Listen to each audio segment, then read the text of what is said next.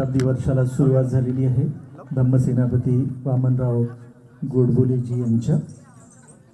आणि या व्यक्तींनी जर 1956 मध्ये या शहरामध्ये धम्म सोहळा घडवून आणला नसता तर आपल्याला या शहरापासून दुसऱ्या शहरात कुठेतरी जावं लागलं असतं। परंतु अत्यंत मेहनतीने अत्यंत जिकरीने इतका मोठा सोहळा आणि अशा ठिकाणी ज्या ठिकाणी चारही बाजूला आपल्या विचारांची माणसं नाही त्या लोकांच्या मध्ये जाऊन दीक्षाभूमी नावाचं नवीन पर्व त्या ठिकाणी त्यांनी सुरू केलं। आणि अशाच ठिकाणी वामनरावांनी तो सोहळा भव्य दिव्य सोहळा घडवून आणला।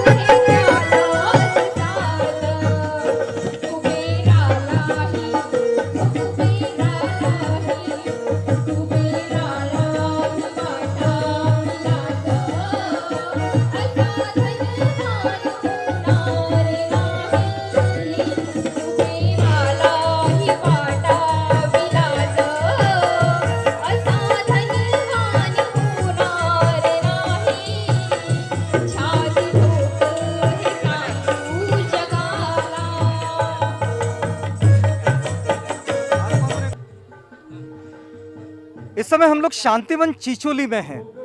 आज 1 जनवरी है और आपको बताएं कि आज पूरे देश में भीमा कोरेगांव शौर्य दिवस मनाया जा रहा है।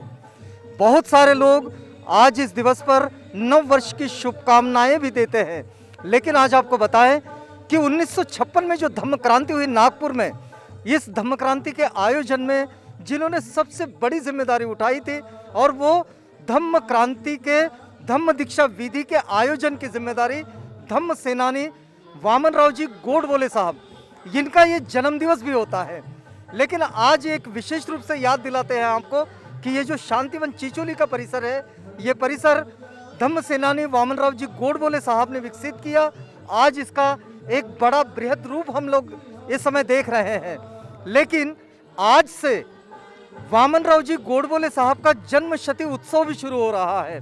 तो हम इस समय धम्म प्रचारक प्रशिक्षण विद्यालय प्रकल्प जो कि शांतिवन चिचोली से चलना प्रस्तावित है, और दूसरी बात यह है कि इंडियन बुद्धिस्ट काउंसिल भारतीय बौद्ध परिषद इस जन्म शती उत्सव को गोडबोले साहब के कैसा मनाने का सोचते हैं, ये उन्हीं कमेटी से बात करते हैं। हमारे साथ इस समय संजय पाटिल साहब है जो कि इस भारतीय बौद्ध परिषद और इंडियन बुद्धिस्ट काउंसिल के इस प्रोजेक्ट के वो जो संचालन करता है वो है। पाटिल साहब, कैसा सोचते हैं कि इस बार आज ही के दिन से गोडबोले साहब का जन्म शती उत्सव शुरू हो रहा है, क्या सोचे हैं आपने?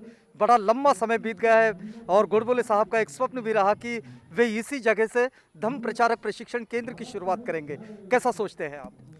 सभी को जय भीम। मेरा नाम संजय पाटिल, मैं इंडियन बुद्धिस्ट काउंसिल भारतीय बौद्ध परिषद का कोषाध्यक्ष हूँ। 99 साल दिवंगत धम्म सेनानी वामनराव जी गोडबोले के हो गए, अभी जो आएगा वो 100वां रहेगा। तो उनके दिल में, दिमाग में सभी तरफ एक बात रहती थी बाबा साहब अम्बेडकर के धम्म प्रचारक प्रशिक्षण विद्यालय, जो बाबा साहब 12 जनवरी 1955 को जो पीटीआई को बाबा साहब ने मुलाकात दिए थे, उस मुलाकात में बाबा साहब ने कहा था कि मैं जल्दी ही बौद्ध धम्म का स्वीकार करने वाला है, उसके प्रचार प्रसार के लिए मैं धम्म प्रचारक प्रशिक्षण विद्यालय की निर्मित करूंगा। जिस प्रशिक्षण विद्यालय में इच्छुक और त्यागी विद्यार्थियों को प्रवेश, उनको सभी धर्म के बराबर बौद्ध धम्म की विशेषता है। उसके बाद उनको सफ़ेद कपड़े पहन के लोगों में भेजा जाए। लोगों ने अगर बोला वो भिक्षु बनने के योग्य है तो उनको भिक्षु संघ में प्रवेश दिया जाएगा। ये उनका स्वप्न था। इसको ध्यान में रखते हुए एक साल में हमने डिसाइड, हमारे बाजू में जो वर्षा ताई है थाईलैंड प्रशिक्षित है, और धम्म प्रचारक प्रशिक्षण विद्यालय का हम इस साल में यही टारगेट रख के, जैसे कि आपने अभी देखा सुगम संगीत का, जैसा कि सुगम संगीत के माध्यम से भी हम प्रचार करने के शताब्दी वर्ष में डिसाइड किए। इसके साथ ही बिहारों में जाके और हर संडे को शांति वन में धम्म शिविर आयोजित किया जाएगा, और धम्म शिविर का हर संडे को भारतीय सभी लोगों को इसका लाभ मिलेगा। इंडियन बुद्धिस्ट काउंसिल की तरफ से मैं सभी लोगों को विनंती करता हूं कि हर संडे को भारतीय बौद्ध परिषद शांतिवन चिचोली में जहाँ बाबा साहब का वस्तु संग्रहालय है वह आए, और इस तरह एक साल का जो 2022 तक आएगा वो साल को गोडबोले साहब का जन्मदिन के इसमें मनाएंगे। ये शांतिवन चिचोली प्रकल्प जो है, इस पूरे प्रकल्प पर जिन कार्यकर्ताओं की नज़र होती है और जिन कार्यकर्ताओं का योगदान आता है, उसमें प्रदीप जी भी है। प्रदीप जी, कैसा सोचते हैं कि जब ही इस बार जैसे वामनराव जी गोडबोले साहब का ये जन्मशती वर्ष शुरू हो रहा है, आप क्या सोचते हैं इंडियन बुद्धिस्ट काउंसिल, भारतीय बौद्ध परिषद, शांतिवन चिचोली ये किस तरह गोडबोले साहब को अभिवादन करेगा? देखिए, जब यहाँ पर धम्म सेनापति वामनराव जी जीवित थे तो एक समय में मैंने उनसे पूछा था कि ये आपका ये जो वर्क है धम्म प्रशिक्षण विद्यालय का, इसको आप किस तरह से देखते हैं। तो उन्होंने मुझे कहा था, उस समय मुझे अभी भी याद है, कि जिस तरह दीक्षा कार्यक्रम जितना महत्वपूर्ण था उतना ही धम्म प्रचारक प्रशिक्षण विद्यालय महत्वपूर्ण है। अगर ये मैं काम अपनी जीवित समय में कर लेता हूँ तो ये बहुत बड़ा काम है। उनके जाने के बाद इंडियन बुद्धिस्ट काउंसिल ने बड़ी अग्रता से इस काम को पूरा करने में अपना प्रयास किया, लेकिन कुछ अड़ंगे आ रही है, लेकिन उसको हम पूरा करके जल्द से जल्द इसे पूरा करने के लिए सरकार के दरबार में जाकर हम जल्द से जल्द इसे पूरा करने की पूरी कोशिश करेंगे। वही सच्चे मायने में उन्हें श्रद्धांजलि होगी, और यही इंडियन बुद्धिस्ट का मोटिव है, और यही गोडबोले साहब का उनका जो जीवन काल था जिसके लिए वो उन्होंने जिया, कि वो धम्म प्रशिक्षण विद्यालय यही उनका मूल उद्देश्य था, और उसी के लिए वो जी रहे थे, और वो पूर्ण हो जाए तो सब कुछ उनका संपन्न हो गया, ऐसा उनका जीवन सफल हो गया, ऐसा उनको लगता था। उसके लिए हम पूरा प्रयास करेंगे और ये पूरा होगा, ऐसी हमें आशा है। वर्षा ताई, बड़े लंबे समय से आप धम्म प्रचार और प्रसार कार्य में जुड़ी हुई है, आपको क्या लगता है कि ये समय जब धम्म सेनानी वामनराव जी गोडबोले, इनका ये जन्मशती वर्ष यहाँ से शुरू हो रहा है, आप कैसा सोचते हैं कि उनका जो बड़ा प्रकल्प रहा धम्म प्रचारक प्रशिक्षण विद्यालय का, इसके लिए आपने कैसा खाका बनाया? सभी को नमो बुद्धाय, जय भीम।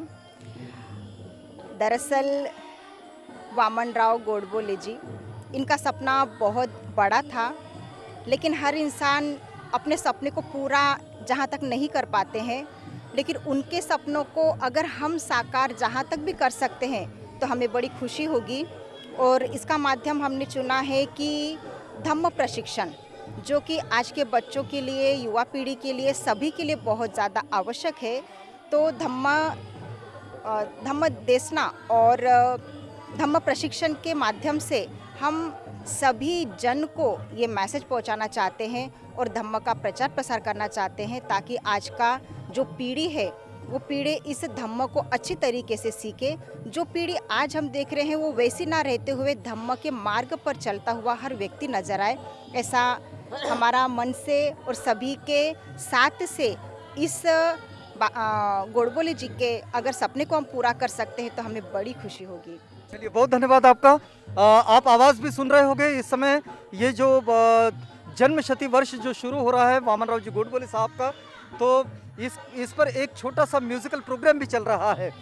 लेकिन हमारे साथ एक तीसरे शख्स जो इस बातचीत में शामिल है, आपको बताएं कि वैसे तो गोडबोले जी का ये जो परिचय है, ये परिचय ऐसा है कि वे वामन राव जी गोडबोले साहब के भतीजे हैं, लेकिन हम उनको खून के वारिस के रूप में नहीं देखते, लेकिन उनके विचारों के वारिस के रूप में देखते हैं, क्योंकि इस पूरे प्रकल्प को अगर वैचारिक आधार और उसको आगे ले जाने का काम और उन जिनकी निगरानी में होता है वे गोडबोले जी इस समय हमारे साथ हैं।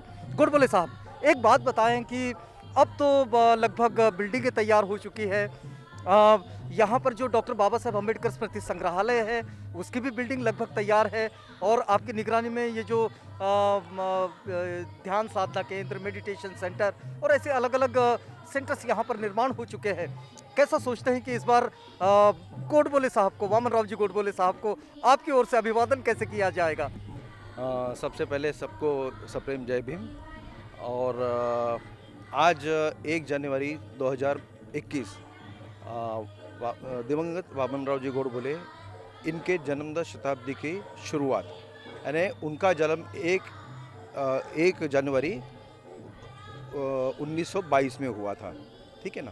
तो उनका एक बहुत बड़ा सपना था कि यहाँ पे जब शांतिवन चिचोली में जब काम शुरू हुआ तो धम्म प्रचारक प्रशिक्षण विद्यालय, जो बाबा साहब का एक बहुत दीक्षा के टाइम में एक उनका एक सपना रहा है, तो उसको कैसा कंप्लीट किया जाए। धीरे धीरे क्या हुआ कि नाना चंदी रज्जू जो बाबा साहब के शिव सचिव थे, उनके पास से हमको कुछ उनके बाबा साहब की जो महत्वपूर्ण वस्तु चीज़ें थी वो हमको मिली, जिसका गोले साहब ने इसमें यहाँ पे संग्रहालय में उसका कन्वर्ट किया। अब शासन की तरफ से, सामाजिक न्याय विभाग की तरफ से हमको एक 40 करोड़ का फंड मिला है, जिसमें ये सारी इमारतें खड़े हैं, लेकिन अभी फ़िलहाल में काम रुका हुआ है।